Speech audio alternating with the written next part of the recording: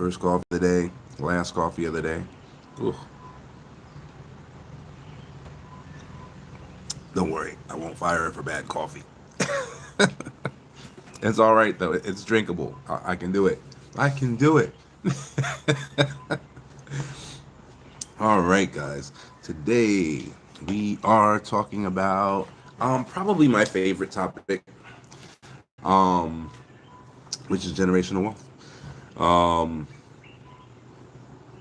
Generational wealth means so much to me, and the impact of it is so extreme on the community that I just love talking about it.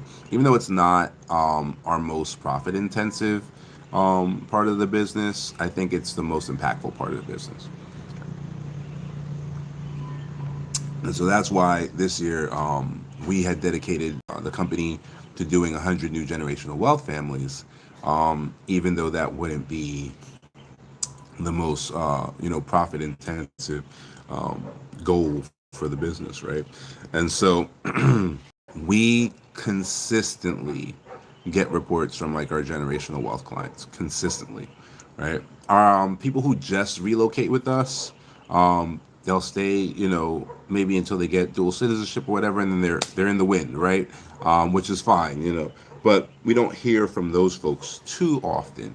Our business clients, yes, we hear from them all the time. But it's the generational wealth clients that kind of call us for nothing, right? Our business clients will call us and be like, oh, there's a, you know, I got a letter from the tax people, or I need to meet this deadline. Can somebody in your merger acquisitions team help me, or whatever, right? So it's business, right? But our generational wealth folks just call us to tell us how things are going, right? They call us, to tell us when someone tried to sue them and it failed. They don't call us to represent them in the lawsuit, because typically that lawsuit's happening elsewhere, right? They call us to just tell them, hey, what you set up for me worked, and I didn't lose everything to that lawsuit, right? Or my kids are getting ready to go to school, we can cover the entire thing. Like, it doesn't phase us at all. The trust has enough money in it to we can pay the entire school in advance right now and not have to worry about anything. Right? Those kinds of stories are the ones that I think are the most awesome. And it's interesting because everybody kind of comes to the same conclusion, right? They all say that they were scared at first. They didn't know whether they should do it or not. But looking back on it, it cost them virtually nothing, right? And how dare they, right? How dare they not create a future for their children that cost them next to nothing, right? And so that's always a story. And we end up having these powwows, and we talk about this stuff, and it's interesting because of course I want to know the mind, of my prospects and my clients and all that stuff. But it is interesting to see them, start reaping the benefits and start understanding what it's doing for their family and how it changes them, right? Because the money is always the easy part.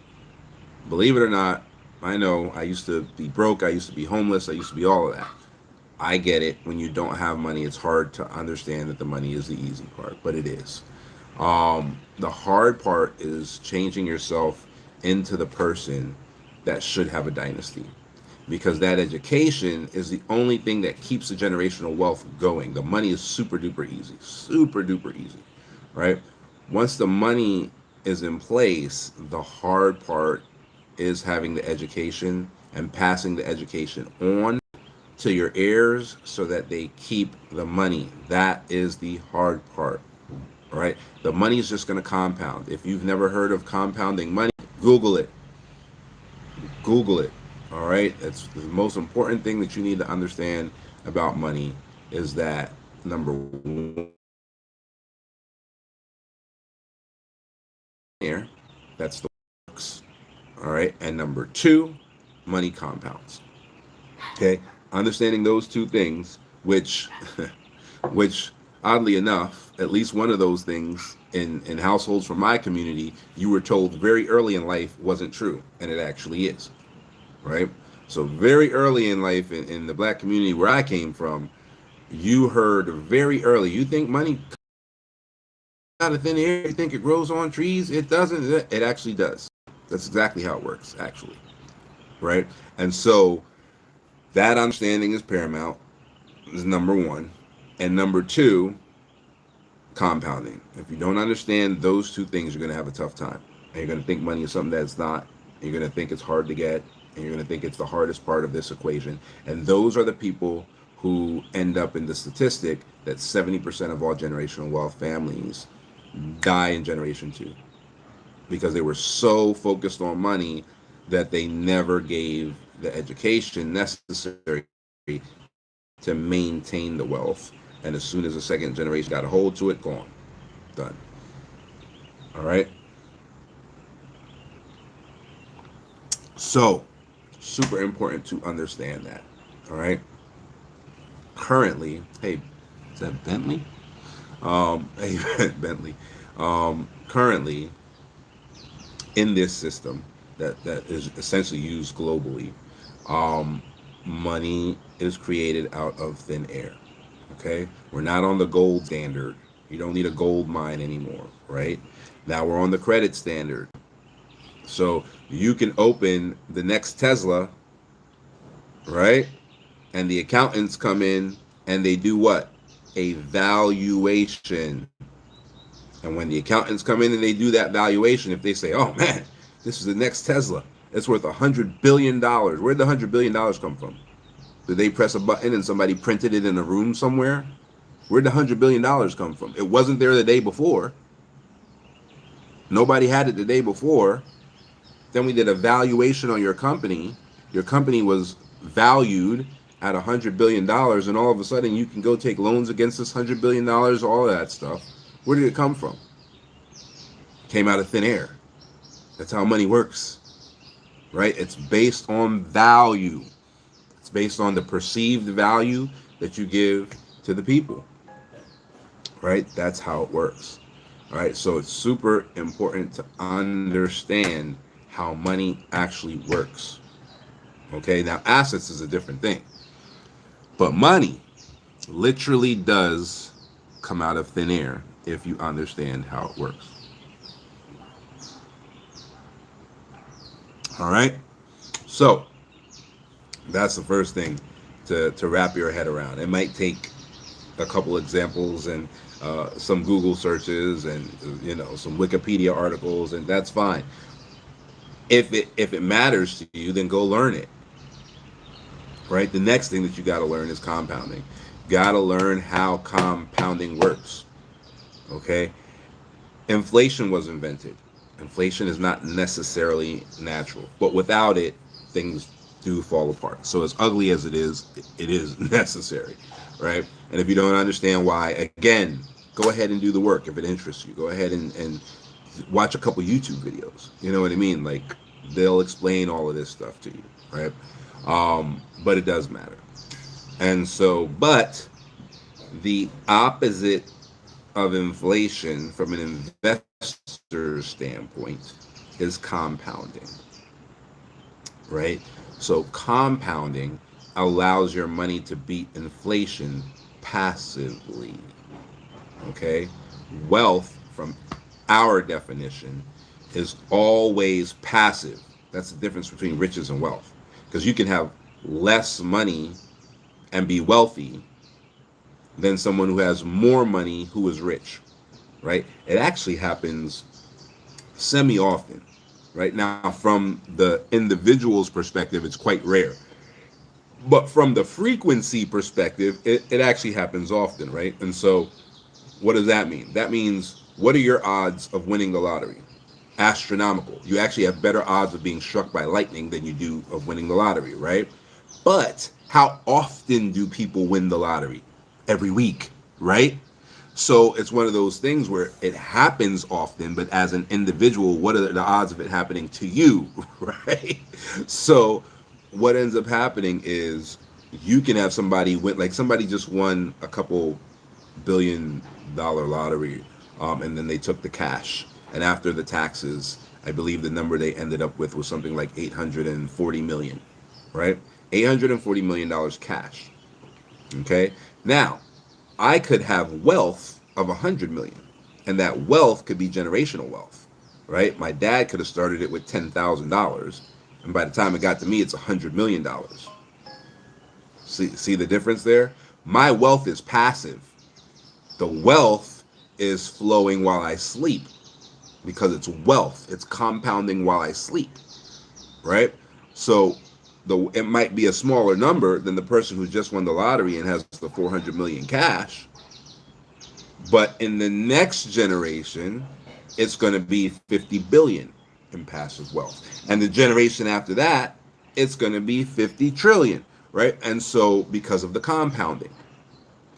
And by then there should be 100 people. And a lot of people, they're like, what do you mean 100 people?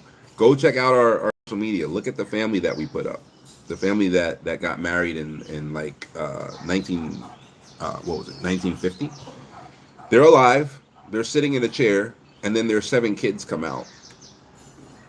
And then all of the 7 kids have grandkids. So then the grandkids come out. And the few of the grandkids of the oldest of the, 7 kids, have great grandbabies. Over 100 people that came from these 2 people step out, and they're all still alive. Right? They're all alive. We're not talking about dead great grandpa here. Great grandpa's alive. Right? And so now when you're dealing with family generational wealth and you go wide that quickly, right? The progenitors are alive. That's incredibly fast. Right? And so you're 100 wide now in this organization while all 3 generations are still alive. Right? The progenitors are, their time is coming, but they're alive for now. And so if you went from 10,000, to 100 million, then from 100 million, to in that one generation of compounding, and then you go from 100 million to 10 billion in the next generation of compounding, right? And then from 10 billion to 100 billion in the next generation of compounding. But it's spread out amongst how many people? Over 100 people, right? We go back and you look at that video, there's over 100 people. So, okay, the trust has 100 billion in it, but there's over 100 people. That's less than $1 billion for each person. Right now, $1 billion is a ridiculous amount of money, right? However, let's remember that there are other things happening inside of this trust than just money moving, right? Folks will have it in their head that there's a money waterfall in there, with money flowing all the time, and that's all that's in there. No, you have a family office that needs to be paid. There are businesses that are creating this passive income for you that might need cash injections, right? So there's that. You have all of those things that are there that are waiting for you that take money. So there's that, right? And so what ends up happening is, while these things are being paid, there's a percentage that's always coming back to the trust. Always, always, always. Right? And so that percentage is what's compounding over and over and over again, because it keeps becoming part of the principal. So let's say your assets are making, 13% a year for you. At the end of the first year, that 13% becomes part of the principal, becomes part of the base amount that is in your engine, whatever engine you're using. We use trust, but there are other engines that can be used. So for us, it would be now becomes part of the base amount of the trust. Okay? And then you still make 13% the next year. But now it's 13% of a bigger number. Right? So now in the next year, even though you have the same ROI, because our base is always bonds, so our ROI remains fixed for the life of the bond, right? So that's the base, right? And then they can take what's called a coupon payment. When you're dealing with a bond, there's no such thing as a dividend. It's called a coupon payment, and you take that coupon payment and you reinvest it into something else, right? You can reinvest it into more bonds at the same, interest rate if that interest rate is still great, right? If not, right, because there will come a time where the interest rates kind of normalize, right? And if they normalize, then a bond is only going to be worth like 4% interest, 7% at the most. Well, that's not very good, right? So right now, the bonds in this jurisdiction anyway are all the way up to 18%. That's almost double the S&P 500, right? So now it makes sense to deal with bonds because bonds are virtually guaranteed. Um, and so what ends up happening is once they get through the bond, typically what they do is they reinvest in something called like a hedge fund, right? And so in the U.S., you need $1 million to be in a hedge fund. It's restrictive, it's prohibitive, right? Here, hedge funds are called special funds, and it isn't restrictive. Any normal person can get involved, right? So last year, the three major hedge funds that were happening were, let me think, ArvoCap Pro, right? Um, there was Mansa X, and there was, what was the other one? Oak Special Fund, right? ArvoCap Special Fund did 60% return on investment. It was amazing. Google it. ArvoCap Special Fund, 60% ROI in 2025. Oak Special Fund, I think, did 22%, and Mansa X did about the same, right? So 22% return, 22% return, and a 60% return, right? Now, all of those funds have different pricing strategies, right? So some of those funds had they had bonuses, performance bonuses, that if they hit a certain plateau, which they all did, obviously, if they hit a certain plateau, you paid them more, right? So Oak Special Fund versus Mansa X, their pricing strategy is completely different, right? And because of that, the folks that had both, even though they both made about the same return on investment, some folks got in their pocket like 18%. And then on the other side, their net, right, what they got in their pocket was like 16% because one had way more fees than the other, right? And they both have different strategies, right? The one says they're doing capital preservation, so they don't have as many fees. The other one says, look, the fees are how we motivate, our brokers to do really good work. Both of them got about the same return, right? So, you know, both of their methodologies might be working for them. And then it depends on which one matches your methodology. Like whatever your investment methodology is, which one of those match it? Do you think that people need to be incentivized to get things to happen? Or do you think that capital preservation through diversification is the way to go, right? And these are things that you learn as you go. Nobody knows it when they get started. But what ends up happening is this thing starts growing out of control because you'll start compounding and your base is growing because you're reinvesting. And then you'll get to a point where your doubling happens, right? And the doubling is based on whatever rate of return you're getting. However, whatever percentage of return you're getting will dictate when your money doubles, right? And that's what the rule of 72 is. You use the rule of 72 to figure out when the doubling is going to happen. It'll get to the point where doubling is $10 million, right? So your money doubles and boom, all of a sudden there's millions of dollars, in this trust out of nowhere, right? Just out of pure math. So that's essentially how that works.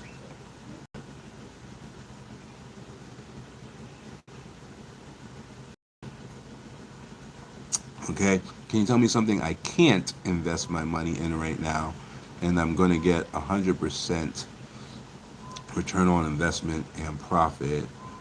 Mind, I need to make at least 1,000 for every 50 I put in. Sounds like you're dreaming. That's what it sounds like, my friend. And if you believe anybody who tells you they can do that for you, you're about to be taken advantage of.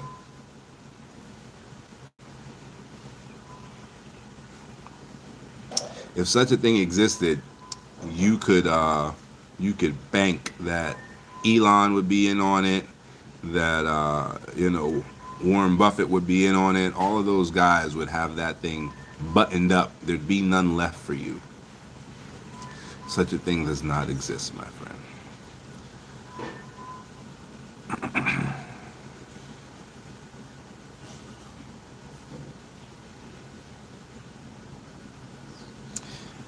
So that's interesting. That's an interesting use of terminology. They're actually not. They're not high yield bonds. They're just the standard bonds. It's just that in this economy, in this particular jurisdiction, they're amazing. And they're amazing because the economy is going from a tier two economy to a tier one economy, right? So right now, the economy is building a nuclear power plant. Right now, the economy is building a brand new international airport. Right now, they're number 3 in the world in geothermal energy, right? And so they're building all these things to catapult them into tier one economy, like China, like America, like UK, right? And so they're going from the level of economy that's beneath that to the next level, and which takes money. It takes a cash injection to propel you into what people used to call a first world country, right? So to get over that hump and to get to that place, it takes a cash injection. And so how do governments loan money from people? They sell bonds, right? Same thing as companies. Companies loan money from people by selling bonds, right? If they sell stocks, they're giving equity to people, but they loan money from people by selling bonds, right? And so the government loans this money to finish all these infrastructure projects, finish its nuclear power plant, finish its brand new airport, finish, its geothermal energy, all of that stuff, right? Solar energy as well, since we're on the equator, right? And that is why the interest rates on the bonds are amazing right now, because there's a high demand. Same old economics, supply and demand, right? So there's a high demand for cash, and so the government is selling debt, right? And so you become the bank, and you know how long the loan is. You know exactly when they're making payments on that loan, and you know exactly what the interest rate is, right? That's how you sell a bond. So that's literally what it is. It's literally, if it's a government bond, like the bonds that we use as our base, it's literally the government allowing you to be a bank without a banking license, right? And if it's a corporate bond, then it's literally a company allowing you to be a bank without a banking license. Now, obviously, corporate bonds are riskier because a company can just fold at any point in time, right? And then they default on that bond, right? For a government to default on the bond, the government basically has to no longer exist, right? So if that were to happen, not many people are actually going to be worried about the bonds. They're probably worried about the World War III that caused the country to no longer exist, right? And so that's why bonds, government bonds, are largely considered to be the safest and the least risky investment out there, right? Because there are two major risks. One is a sovereign default, which means that the government has defaulted. This government has never defaulted in its life, right? So in the entire history of it being in existence, there has never been a default. Okay, all right, fine. The next risk is a liquidity risk, because it's a bond, right? So just like when you get your mortgage on your house, the bank can't come to you and be like, hey, I want all my money now, right? Unless you sell it.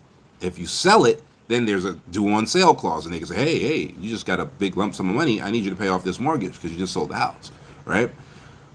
But that's how loans work. You can't just run up to the person who made the loan and demand all your money. They get to make payments for a certain amount of years until the loan is paid back, right? So same thing for you. You can't just run up, on the government and be like, I want the whole money. I want it all 20 years now. That's not going to work. So what happens if you do need the money? What happens if you do want the money back? You have to go to a secondary market where somebody is willing to give you a cash infusion for what's left, right? If you're American, you remember they used to have those commercials, call JG Wentworth, 877 cash now, right?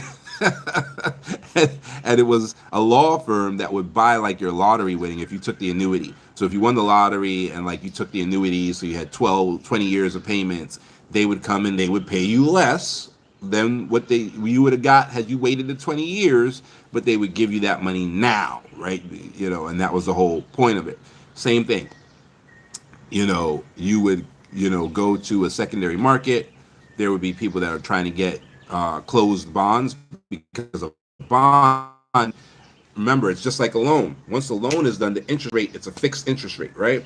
And so you're getting a fixed amount of money guaranteed to you by the government. Well, there are people who are interested in that.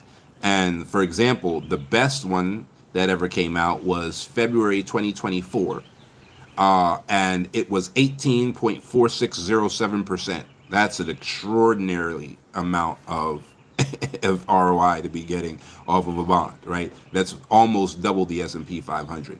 Your money would double every 4 years, right? That's outstanding. So there are plenty of people that are very interested in that bond, but it's closed. It came out that month. People bought the heck out of it that month, and then it was done. So how do you get it if you want it now? Well, there are two factors that need to be in play. Factor number one, somebody has to be selling, right? People typically sell their bonds when there's an emergency. Somebody needs to go to the doctor. Somebody, maybe a kid needs to go, or they got invited to attend a prestige school. They're invited to attend Harvard, but there's no scholarships available for them or something like that, right? And now you need to get that money together because you want them to be able to go. That's when people start, selling bonds typically. So there has to be a seller.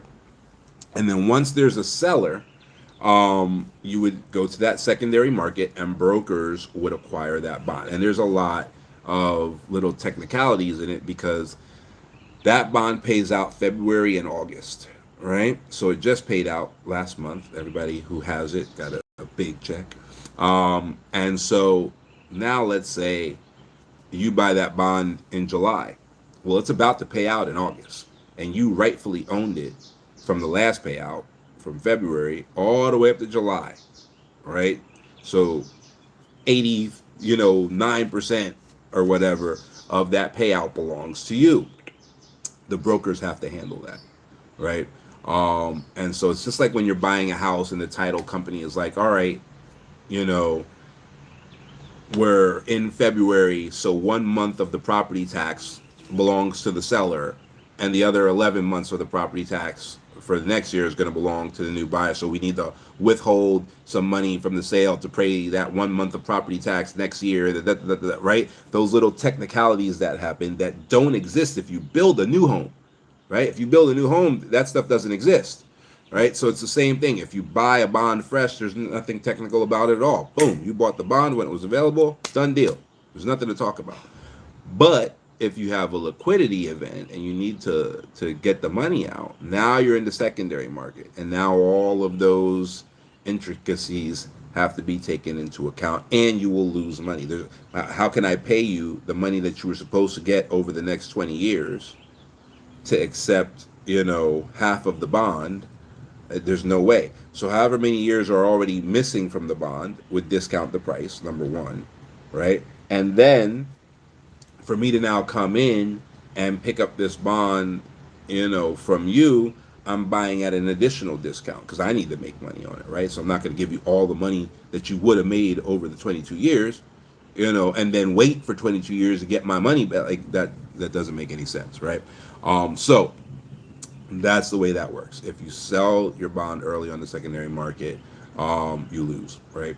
So the generational wealth format is super nice in the sense that it's not for you to begin with.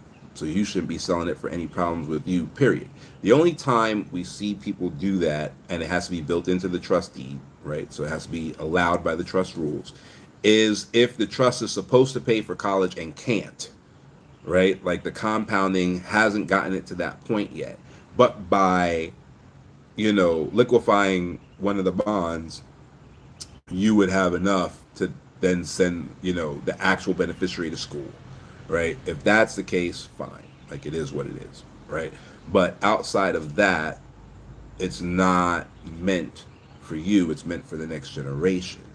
Right? So typically, We don't run into those situations. We run into those situations where people are double dipping, when people are using the trust to try and do something for themselves, but they're calling it a generational wealth trust, but it's not really just for the next generation, and you're muddying the waters.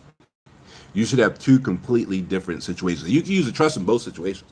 We have plenty of clients that do it the right way, and they have their own personal wealth trust, and then they have a generational wealth trust. And guess which one gets more? Theirs, because they need theirs faster. The generational wealth trusts can compound for the next 60 years.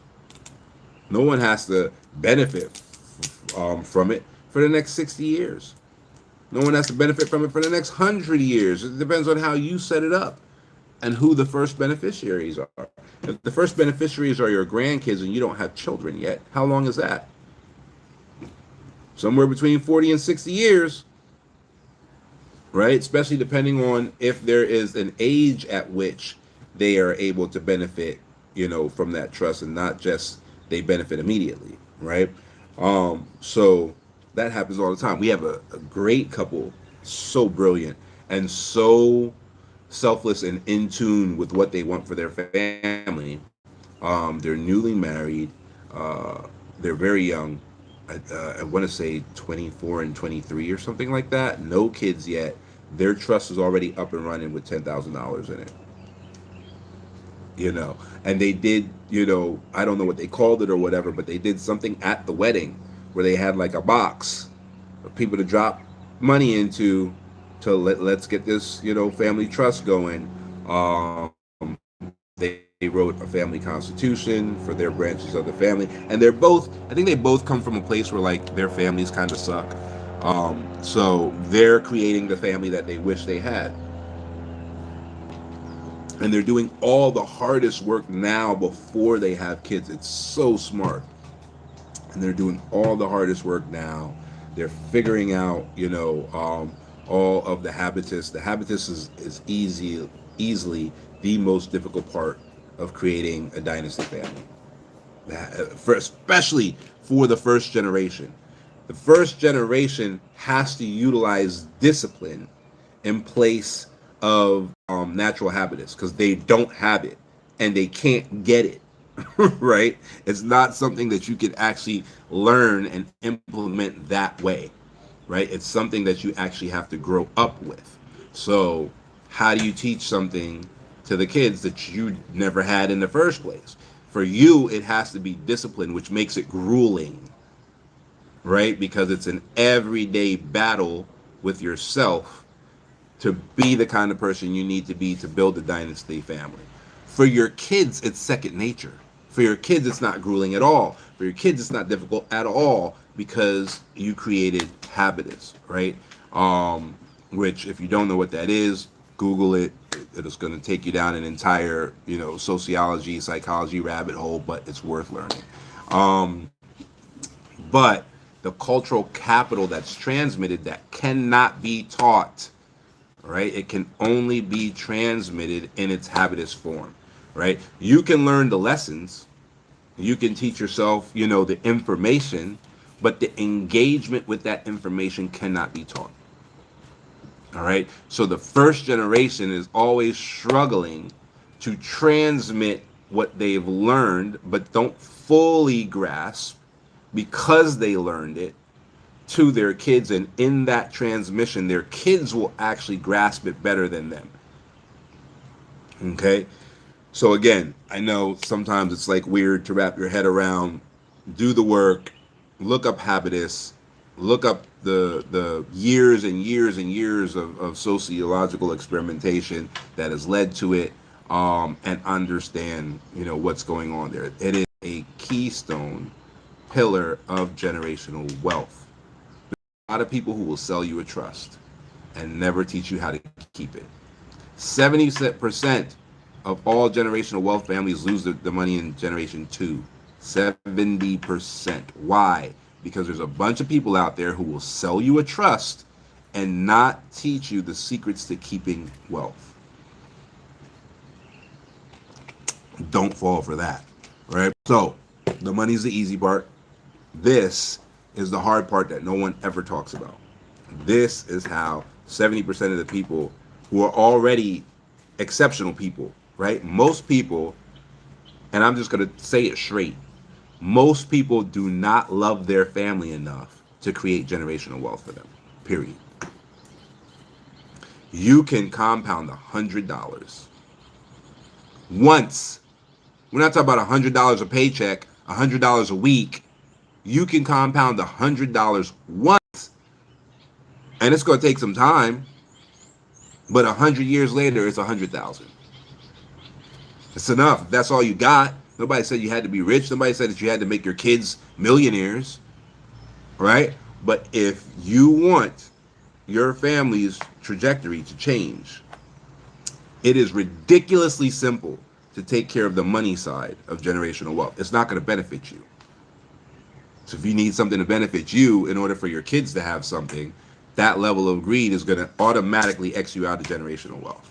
It's not going to benefit you. It's only going to benefit them. Go back and look at all the families whose names you've heard. The first Rockefeller died poor. First Kennedy died poor, right? Even the Rothschilds. First Rothschild was illiterate and poor. Couldn't read, couldn't write, could barely count, right? But he saved up a little money and sent, his son to school, and he learned how to count, and he learned how to read, and he learned how to write.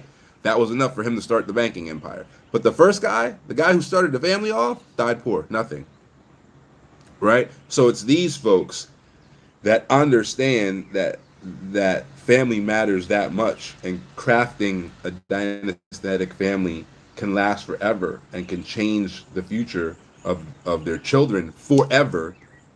Those are the ones that do this. Those are the ones that make it work. The people that need everything to benefit them, it'll never work, right? What is it called? Habitus? That's exactly what it's called. Habitus. You spelt it right and everything. Google that. And like I said, it is a bit of a rabbit hole, because now imagine what we're talking about, which is so crazy that no one ever talks about this. We are talking about science. Okay? The number one name that you're going to get is a French sociologist, right? Who's a doctor in sociology, who's done countless experiments, right? And those experiments have been repeated and are considered fact in the scientific world on how to raise your kids in such a way that they essentially become winners. Now, I'm dumbing it down into regular language for everybody, right? But essentially, there is a handbook on how to raise your kids in such a way that they become winners, right? Now, do you think it's easy? All of those folks do it. All of those folks whose names that you know do it, right? Zuckerberg, right? Well, he was getting in trouble in his home town, in his neighborhood, for having that school set up there. Remember, that school is using the principles of Habitus. All right. Same thing with Steve Jobs. The guy who was doing the autobiography was like, "There's not an iPhone in the entire house. There's not an iPad in the entire house." Right? They were sending them to something called a Waldorf school. Right? A Waldorf school uses Habitus. Right? It uses the principles of Habitus. But you also have to transmit the proper things to your kids. It takes a ton of discipline, right? Even us, obviously, we use the principles as well. I slip up 20% of the time, and that 20% of the time is gonna reflect, in what I've transmitted to my son. If I slipped up less, I transmit more, or I transmit more that was positive. I'm transmitting the same amount as everybody else, but how much of it is positive and reinforcing, and how much of it is negative and non-reinforcing, right? And so that becomes the game. That becomes the hard part of generational wealth, is how much of this education are you transmitting to the next generation. It's easier if you're less stressed. 100%. 100% easier if you're less stressed. How do you become less stressed? typically you have less concern over money. That's typically the number one way to become less stressed, right? So we've seen a lot of folks do a personal bond ladder, relocate to Kenya. Now they have the personal bond ladder that pays all their bills. They no longer have to work. They don't have to work another day in their life. They got 19 years to get it figured out, right? So it depends on their bond ladder. Maybe they got 10 years. So what? You got 10 years of money coming in that you don't have to work for those 10 years. So you got 10 years to figure out how to make sure you don't have to work after that's done, right? And that has freed people up to really be able to just follow whatever their dreams are, right? But for some folks, it frees them up to actually pour into their children, right? To actually pour into their children. Now, I was watching, this is a doctor, by the way. I was watching this, I'm not going to say her name, but African American lady, child psychologist, doctor, da da da da da. And she is talking about you put a plate of food in front of your kid, and the kid looks at it, they don't want it, right? And she's talking about how you handle this situation, right? And to not like make them another plate of food, and to not let them choose something else, but to let them know that, you know, that essentially they got to eat what's in front of them or they don't eat, right? And this is a doctor. This is what she's telling the community to tell their kids, right? What Pierre Bourdieu would have said, who's trying to transmit habitus, is he would have said, you have a discussion with the child over what food does. Why do you think we eat food? What do you think food does for your body? What part of the food is it that you don't like the most? What impact do you think that broccoli has on your body? Do you know what broccoli has in it? Broccoli has fiber and iron. Have you ever heard of fiber and iron? What do you think fiber and iron does to your body? A whole different conversation, right? Which lets the kid know, number one, that their concern was valid, and that number two, maybe there was just information about this situation that they didn't have, and that's where they drew the conclusion of they didn't want or they didn't like. Now there's a disposition that's created between these two conversations, right? You got the one doctor saying, tell them, you know, eat it or don't eat. You got the other doctor saying, okay, let's discuss what's going on here, right? And these are two households where both parents swear they love their kids, and they do, right? But maybe the one parent that's saying, I made it, shut up, eat it, you know, that's that, no more discussion about it.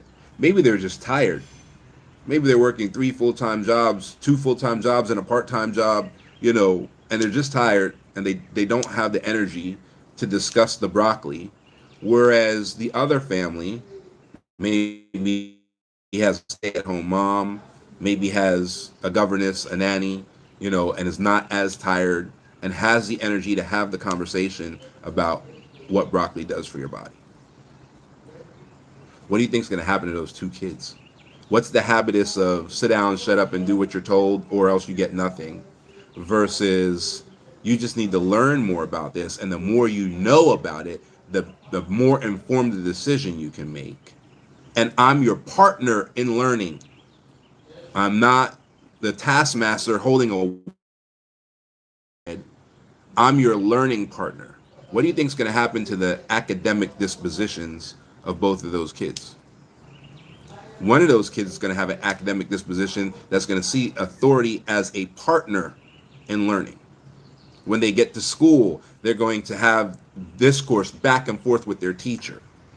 They're going to not see their teacher as somebody that they better shut up and eat. No. I have a valid question. It's a valid question in the realm of education. You're my education partner, and me and you are going to have discourse until I understand what's going on here, right? And that's just an expectation, right? It's not something that can be taught. It's something that's transmitted. It's something that they internalize. Like, oh, I had a question, or I had a point of view, and that point of view was validated that at least it was right to have the point of view and it was right to have the question, but my information was lacking. So now I'm going to start seeking out information. All of this happens internally. It's not a discussion that you had.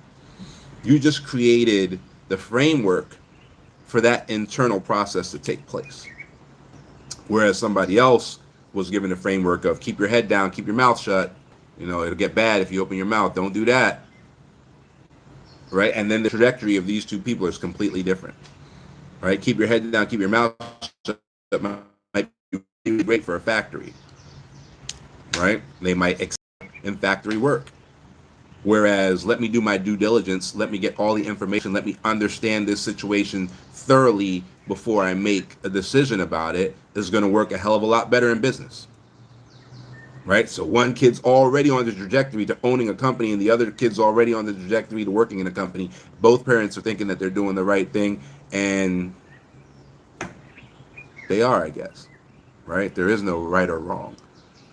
But when you're intentional about building, dynasty, families, and you're intentional about doing generational wealth, that's what happens. El Escondido. I agree with you 100%, El Escondido. We don't use them at all. No IULs, no whole life insurances. That's all BS from our point of view. I agree with you 100%. Well said. So yeah, definitely.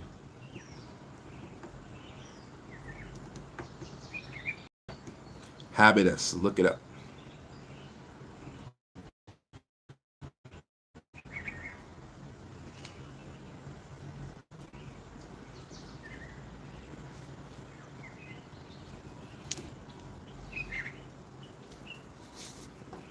It's definitely, you got to learn. You're going to learn all that you can, but you'll also learn that there's things that you can't fully comprehend. We already know it, right? We already know it. Cultural capital can't be taught, right? Or learned. It has to be transmitted. We already understand that, right? So, there was that, who was it? Denzel Washington. There was that great kind of clip that was going around the internet a little while ago where Denzel Washington was talking about Scorsese, excuse me, Scorsese could have done Schindler's List, and vice versa, but there was a cultural difference, right? And he started explaining what those cultural differences were. That, Black Americans know what it is to smell a hot comb hit your hair on a Sunday morning. You know what I mean? There's a certain thing that you experienced. I can tell you about that, right? I can tell you what it smelled like. You might be able to parrot it back to me, but until you go through it and you feel the heat right at the the root of your hair, and it's about to burn you, and if you move the wrong way, you will get burnt, and all that stuff. Until you go through that and have the cultural experience, it's not real for you. It's academic. That's the exact same thing that happens with this habitus, right? And so what ends up happening is you're the academic one. If you're starting this thing, it's academic for you. And you have to now do this training and this learning and this all of that. Now, what if you don't want to? Okay, there's a hack. Like, what if you still want the family to benefit and you still want, to build a family diet, but you don't want to learn all this stuff? There's a hack. You got to pay for the hack, right? The hack costs money. But there are entire institutions designed for people like you, right? So, for example, we have one family that right now is doing this as we speak, right? But they can afford to pay for the hack. You got to be able to afford to pay for the hack. If you can't afford it, then you got to do the work. That's just the way everything in life is, right? So if you can afford the hack, cool. If you can't afford the hack, you got to do the work. And so how are they doing it? Well, there's a place outside of Philadelphia called Valley Forge Military Academy. This is an institution that is designed, one of the institutions that's designed for this purpose, right? So their offshore trust actually pays for the boarding school for their kid at Valley Forge, right? Then they have a professional governess, right? A professional governess. That's important because they have to understand habitus and they have to understand child psychology and sociology and all that. So now you're talking about somebody with at least a master's degree, right? So when the kids are at boarding school, the governess will just maintain the space. So she's almost an overpaid nanny at that point. But when they come home, the governess is the one that is transmitting the habitus. Now, are your kids still going to see you? Yep. Yep. Do you still have to make sure that you're spending quality time with your kids and all that? Yeah, you do.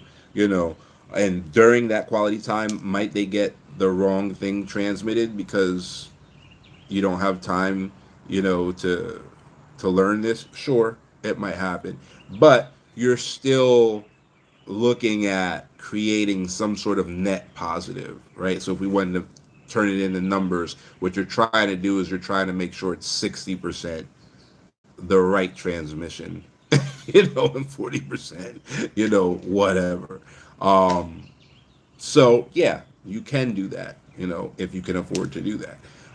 But what it does for your life to actually learn these things, I think, is way more impactful than what happens when you buy it, right? But you can. I'm not going to lie to you and say that it's impossible to buy it and you have to do it and you got to be intentional and you don't.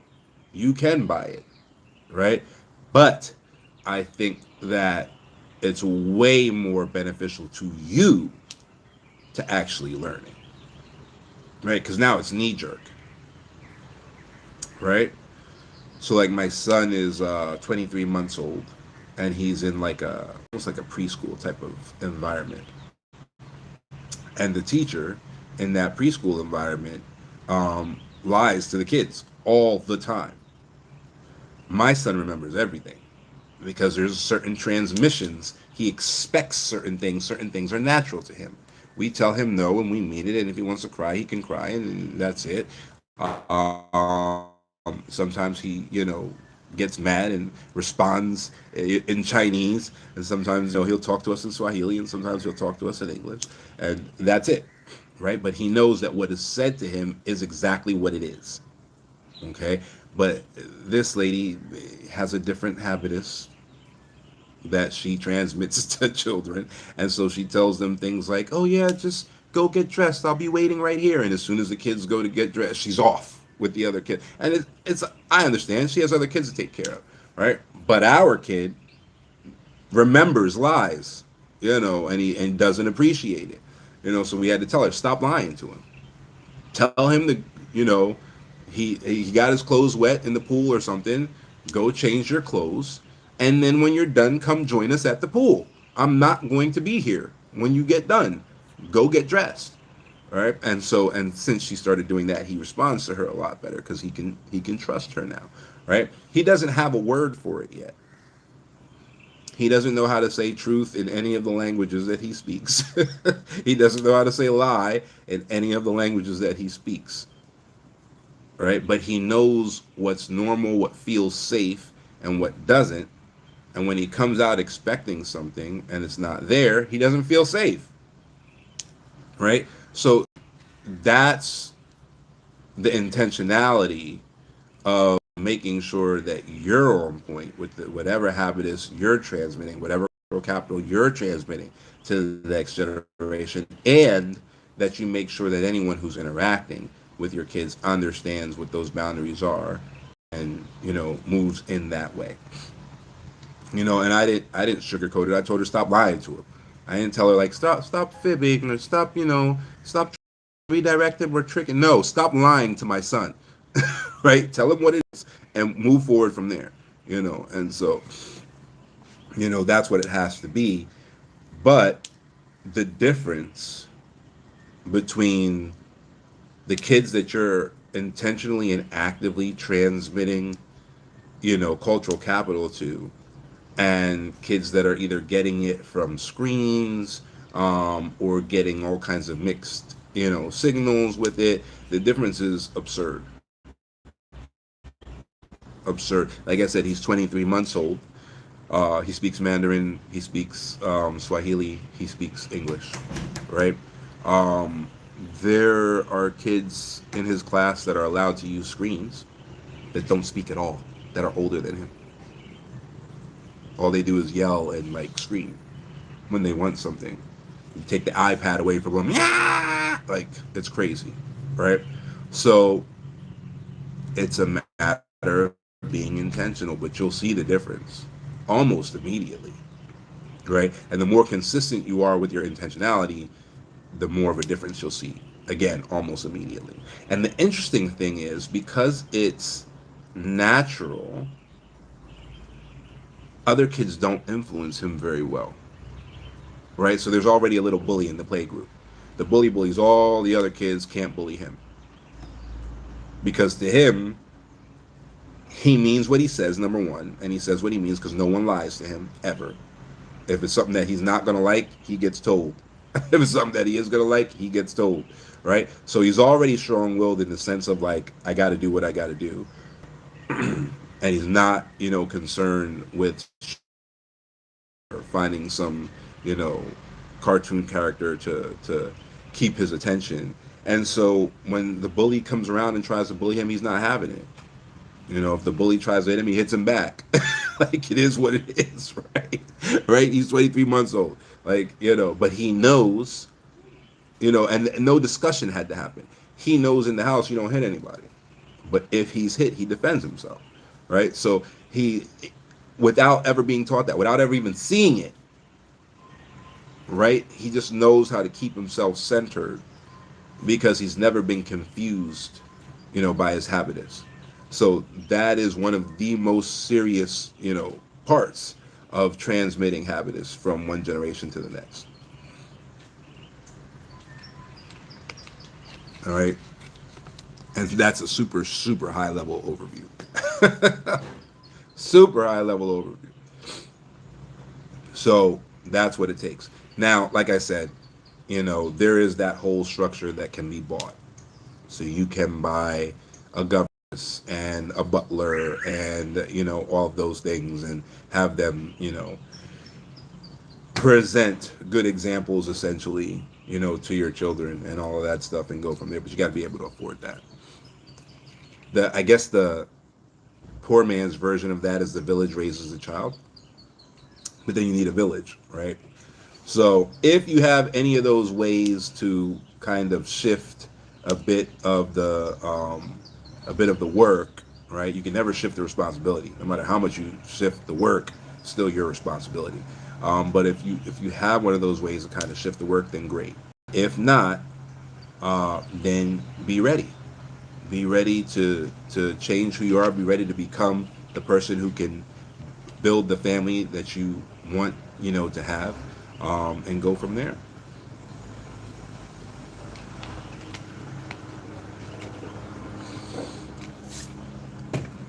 Yeah, I mean, for our generational wealth clients, we back them up in this regard, right? So we support them in this regard because our whole thing is to make sure they're never part of the 70%. So far, that's been true. Right now, we've been doing it for like about a decade and a half, right? So there's not a whole lot of clients that have made it to the second generation, but probably somewhere in the 80 range, 80, 90 clients have made it to a second generation that's old enough to engage with the generational wealth. No one has blown it yet. Our oldest client even got to the point where the second generation had gotten married, and the trust actually, the person who married them wasn't genuine, and the trust actually protected them from the divorce proceedings, right? So they were able to get divorced. That wasn't an issue, but the kid didn't own anything, right? And that's the thing. Once it gets past the first generation, you're like super golden, right? Like if you're the one who created the trust and then you get married and then you get divorced, there's a question there. There's a question of like, wait a minute, was this trust created to circumvent, division of assets? And what's marital property and what isn't? And like, there's all these little questions there, right? But if grandpa created the trust and you had nothing to do with it, and then you got married and then your spouse divorced you, those questions don't exist. because you never created the trust to begin with. In fact, the things in the trust never came from you to begin with. Right? It's not yours. It's always belonged to the trust before you. Right? So now it's a whole different ball of wax. So no, the court can't go into that trust and try to give, some random person that you happen to marry, but random from the perspective of the trust, half of what's in the trust. It doesn't work that way. Only people who get what's in the trust are the people that grandpa said get what's in the trust, and grandpa's dead. So grandpa can't amend the trust deed anymore. Now the trust deed is irrevocable. It's locked, right? So he did extraordinarily well. There was nothing, absolutely nothing that was marital property because he owned nothing, from the time he started working to the time he got married. He was living in corporate housing, and it wasn't just his corporate housing. All corporate executives from the company that's owned by the trust are afforded corporate housing, right? So it wasn't some clever trick to make sure his spouse couldn't get anything. That was just part of working at the company. But you start working at the company if you're a beneficiary of the trust as an intern. You make minimum wage. They never increased his wages because he didn't really need money like that. So for about 5 years before he met the girl, I believe, he was working for minimum wage. And for the year or two, technically, that they were married, he made minimum wage technically, right? He drove company car. He lived in company housing. Everything was minimum wage. Right? And it was just something that they overlooked that wasn't actually part of the plan. Now it's part of the plan, but it was just something that they had overlooked. They just never increased his wage because who cared? And then here comes a girl. She wants the house. She wants the car. And it's interesting because in these situations, you realize there's a lot of people who don't actually talk about what they do, even with their spouses. Right? So she, I guess, thought it was their house and thought it was their car and whatever, and didn't ask why they got a new car every 2 years or whatever. I don't know. But she's thinking she's taking the car, she's taking the house, half of it's hers, da, da, da, da, da. He owned none of that. And he's made minimum wage for the last 7 years. His entire work history from the age of 16, on has been minimum wage. So guess what the child support was? It's like $50 a month. The family reported that she gave him that baby, disappeared. They later found that she had married another man, told that other man that she'd never been married and never had a baby, right? And did the same thing to him. Married him for a couple years, had a baby to lock it in, and then took him for half of everything. And she was successful with the second one. So there are all kinds of benefits that come from creating these generational wealth, families that maybe aren't even part of the initial thought process. But you can protect your family now if you care about them enough. That's really all it boils down to. If you haven't noticed anything about me, it's that I don't take too many excuses, right? If you care about them enough, you'll do it. If you don't, you won't. That's it. That's it. Because you can do it with any amount of money. It just takes longer. You can do it with any amount. You can literally, I tell you what, when I was first looking to, finance this for my family, I literally picked beer cans out of the trash. Right? There was a street in the city that I was born in called Penn Street, and all the bars are on Penn Street, or all the main strip bars anyway, right? And so that's the main strip, and all the bars on that main strip, whatever. And there's an alleyway behind it, just like there is in most cities. And in that alleyway, there are dumpsters, and bar dumpsters are disgusting, but they got a lot of beer cans in them, right? And I was back there pulling the cans out of the dumpster and taking them to the recycling plant. Couple $100 a weekend, right? So money on that level, just bullshit little money, just for once, is so simple to do, and people walking around with Jordans on their feet talking about they ain't got the money to make their family good for life are just full of shit. So I don't entertain those levels of excuses. I've been homeless. I've had businesses fail. I've been in houses that should have basically been condemned, no plumbing, no electric, no nothing. I've been through all of that. So the excuses just don't work on me. So if you love your family enough, you'll do it. If you don't love your family enough, you won't. Just eat it. Just say it with your chest. Like, I really don't care about them that much to do that. Maybe the next person will. It's okay. What's somebody going to do to you for being truthful about your level of concern, with your family's future? If it's not there, it's not there. Just keep it moving. It's okay. But I'm not going to take the excuses ever. Right. So I'm definitely not the one for that. I know there's some people that try to come in and they want to, talk about their excuses for 3 or 4 hours. That's never going to be me.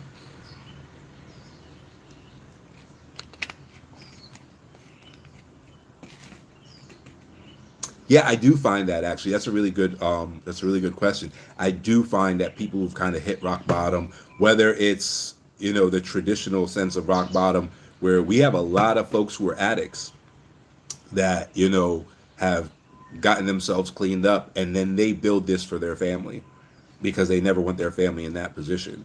And then there's folks that just, I've always been entrepreneurial. So when you're a real entrepreneur, if you go look up the definition of the word entrepreneur right now, you will see that in order to actually be an entrepreneur, you have to have an extraordinary financial risk in a business venture. It cannot just be like a risk to your health or a risk. It has to be extraordinary financial risk. Hey, John, how are you? So if you don't have an extraordinary financial risk, you're a business owner. There's nothing wrong with being a business owner, right? If you do have an extraordinary financial risk, in other words, if your business fails, you will be homeless. You're an entrepreneur. All right. So guys on Shark Tank are not entrepreneurs anymore. They might have been entrepreneurs when they started. They are now business owners. And so the guy who, made WeWork, he failed. He got fired. He got kicked out of his own business, and he landed on like $100 million, golden parachute, whatever. He's a business owner. That's not an entrepreneur, right? We just like the way it sounds. We think French sounds cute, so we act like every business owner is an entrepreneur, right? So when you're an entrepreneur, oftentimes there's homelessness in your story, right? Because if you're a real entrepreneur, and the fact that the majority of businesses fail, right? You're going to have a situation where your business failed, you had an extraordinary financial risk in there, and you're screwed. Now you got to build yourself back up from the ground. That's an entrepreneur, right? Not that it's any kind of badge of honor. To a certain extent, it might be the opposite, right? You didn't have the financial resources to do what you were doing, and so you had to bet the whole farm on it, and that might not be such a great thing, right? But there is a difference. And so, unfortunately, I was an entrepreneur more than once, and businesses fail. Like, it is what it is. And so actually the worst thing that could happen happened to me, which my first business didn't fail. So I thought business was easy. That's almost the worst thing that can happen, is the first one doesn't fail, right? The failure and you getting up and doing it again is super important. That's number one. Because so you don't know. You might win on that first business. All right, great. Now here comes the second business. You fail, and now you quit. Now and you're done. So luckily, I did have the staying power because the second business failed, of course. The first one was a fluke. And then the third one failed, and let me think, the fourth one failed. When the second one failed, I was homeless. Third one failed. I knew how to manage it a little bit better. Fourth one failed. You know, and I wasn't necessarily homeless, but everything was turned off in the home, right? And so on and so forth. So, been through all of that, right? So it's really, really difficult for folks who've been through all of that, like you're alluding to. It's very, very difficult for those folks to take excuses, right? When you're eating once a week, when you're eating just bread, hell, at one point in time where you're boiling flour into dough balls just so because you can't just eat powder, right? So you're boiling flour into dough balls just to have something to eat, so that you can push forward with this business. It's hard. it's hard for you to look at somebody with $250 Jordans on their feet making excuses. So I'm not that one. I know people need their feedback loops. I know people need their echo chambers. So I know there are people who, they're going to be attracted to the excuse makers and the excuse takers. I'm just not that person.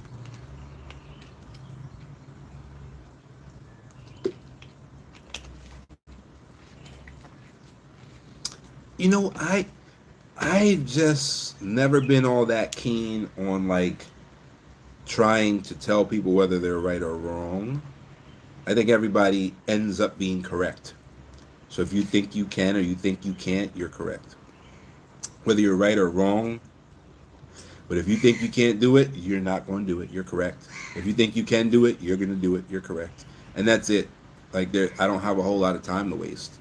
So I'm not going to argue with people about their own motivation, right? I'm not a motivational speaker, right?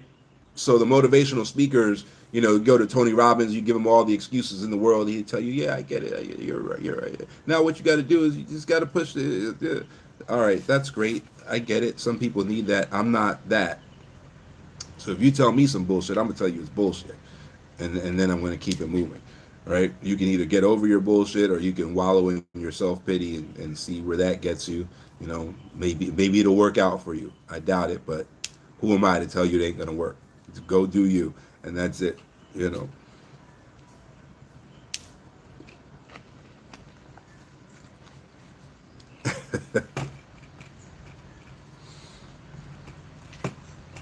Yeah. I mean, I think it's that way with most people who have been through enough. You know, I think all the people that I've worked with who have hit rock bottom and taken that experience to get to the top, um, they're all very, very similar. They've all gotten rid of excuses. They've all decided to speak less than they act.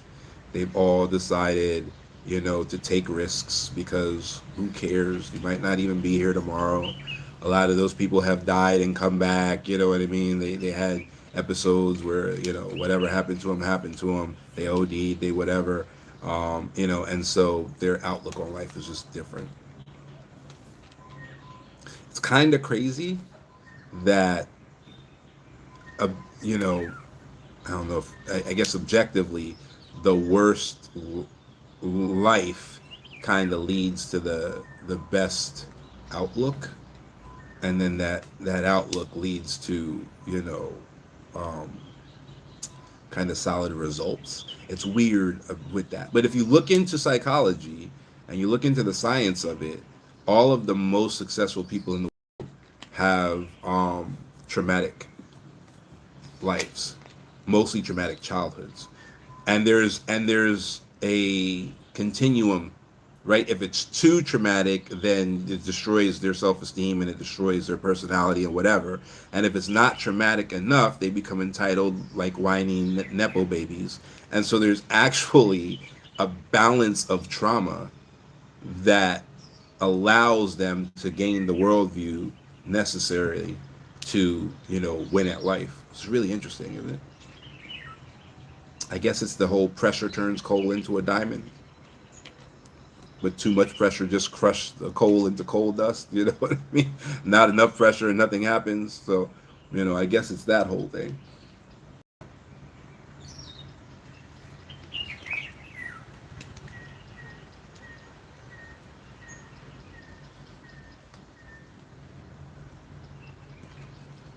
Yeah, well, I mean, it is the hard part. That's the first thing I said, right? I ain't lied to you. It is the hard part. Habitus is the hardest part of generational wealth. Most people will not. Most people don't talk about it because they feel like you'll blame them if they don't get it, right? So I guess to a lot of people and a lot of firms, they almost see it as a liability point. It's not, right? Like you can look at case law and it's not. But I guess they look at it as like if I if I guide you down the path of what is necessary to build a family that can steward generational wealth, right? Build a family that understands stewardship, and you don't do it, then you'll be able to turn around and try to push that on me. That's bullshit. Those are just people that entertain excuses, right? Now we're back to excuses. It's your family, it's your kids, it's your heirs. Either you're going to transmit the right habitus or you're not, and if you don't, it's your fault. Right? Like that's just all there is to it. And so again, it just boils down to the outlook on people's life.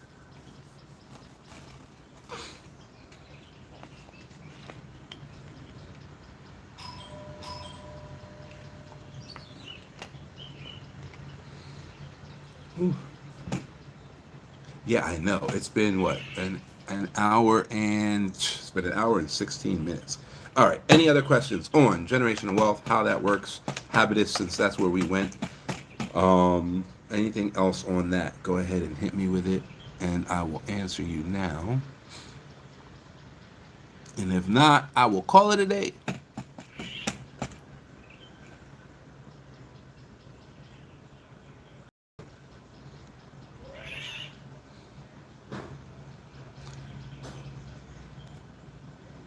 Yeah, no, yeah, it's a doorbell, but it's a doorbell for the gate. It's probably the maid. What time is it?